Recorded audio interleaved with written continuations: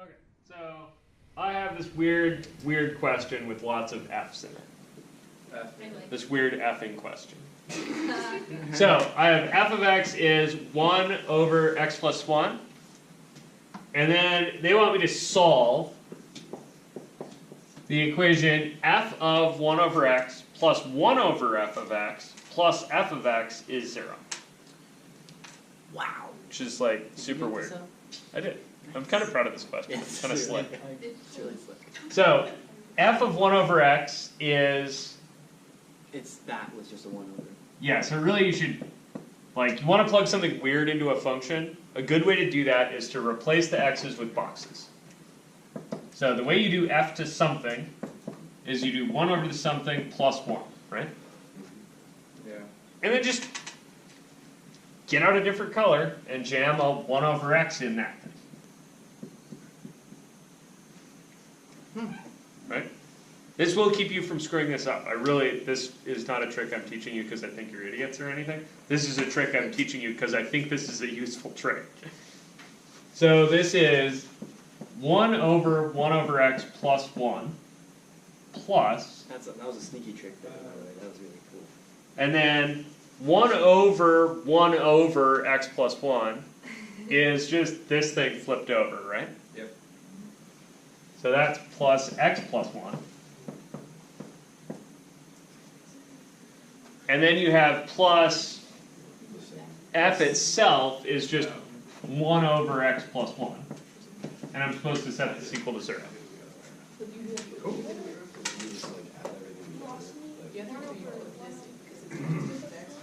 Okay, so 1 over x plus 1, right? Is 1 over 1 divided by 1 over x plus 1. So you flip and multiply. So this is 1 over 1 times x plus 1 over 1.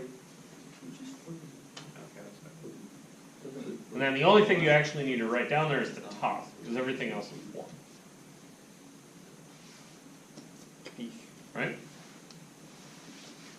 Okay. Then from here, you need to find common bottoms a bunch of different times.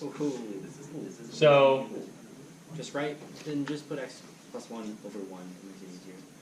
okay, so this piece, you want to think about that 1 as x over x. This is Joey. What? Oh. Right? There's a freaking addition sign in there. And so that's 1 over x plus x over x, Or shouldn't it? Oh, because you're just. which doing is top and really bottom. just, It's just x over x. X over x. 2x. X over 2x. No. If you're. X over so that's 1 over x plus x over x, It's just 1 over x. 1 plus No. x over x over 1 which is 1 plus x all over x. Oh, 1 plus x over x. which is over 1, which then You have 1 plus x all over x. And then in here you have an x plus 1. And over here you have a 1 over x plus 1.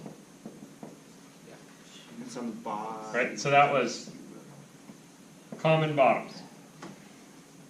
Then you need to flip and multiply that part.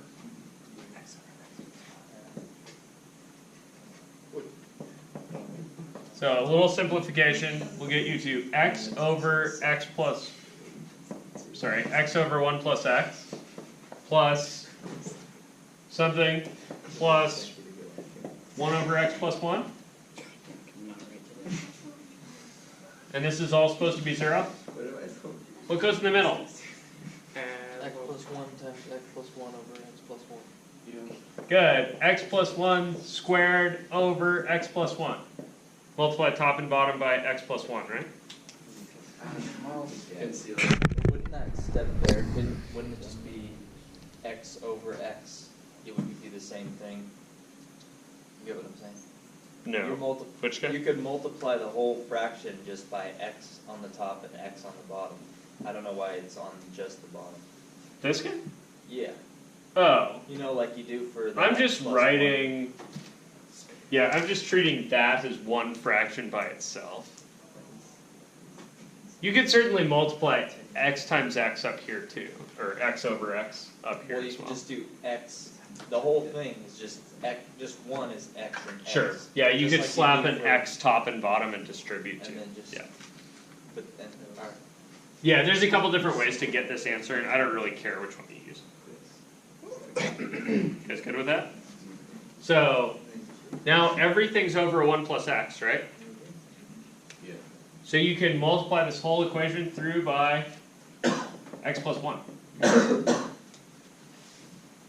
If you multiply the whole thing through by x plus 1, you'll get x plus 1 squared plus 1 is 0. Sort of. Really? Really? Really? Really? Really? Why?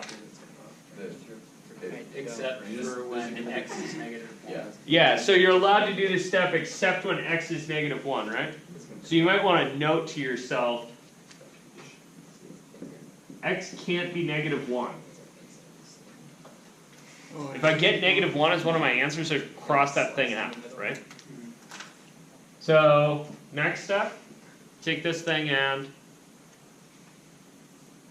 Factor Your it out, range in, man. so you can put it on your quadratic or just factor it straight off the bat. I don't know if you can now. Distribute and you can. Sick. So you could notice that this is x plus 1 quantity squared plus 1 times x plus 1 is supposed to be 0. And then you could factor out an x plus 1. I thought it was x plus 1 squared was x. Oh, I see. Kinda confused what you did there, but okay. So x plus 1 squared is just x plus 1 times x plus 1, right? Yeah. So they have in common an x plus 1, so I factored it out. Oh, okay. And then I was left with x plus 1 plus 1. Alternatively, you could multiply this crap out and factor it, or multiply it out and then cram it in the quadratic formula, or multiply it out and then complete the square. Like, I couldn't care less. Like, So it's x plus 1. find a valid option. Don't do anything else. Those are your 3 valid options. From here, I can apply the zero product rule, right? So the zero product rule would say x can be negative 1 or x can be negative 2. And it can't be negative? And it can't be negative 1 because we know it can't be negative 1 because we multiply both sides by that. Or we know it can't be negative 1 because negative 1's not in the domain of f anyway. You guys see that? So x can't be negative 1, so x has to be negative 2. That's it. I should probably plug that back in and check. Oh my gosh. Your go? Oh, that's not. What? It's super easy. Yeah, it seems like it would be a lot of work, right? It's- But f of negative 2 is 1 over negative 1, So negative. right? So it's negative 1. So, oh, and I probably should figure out what f of 1 over negative 2 is. So f at 1 over negative 2 is 1 over negative a half plus 1. Negative a half plus 1 is a half. Flip that over, you get 2, right? So you got is 2 plus 1 over negative 1 plus negative 1 equal to 0? That's so true. That's so true. It is. Negative for 2. Cool, I even checked. Yeah. So that's the only answer you get. Check done. Cool? Questions? And you made this up yourself. I think I did. I have a little spot of pride in my heart for that question, so I think I must have been.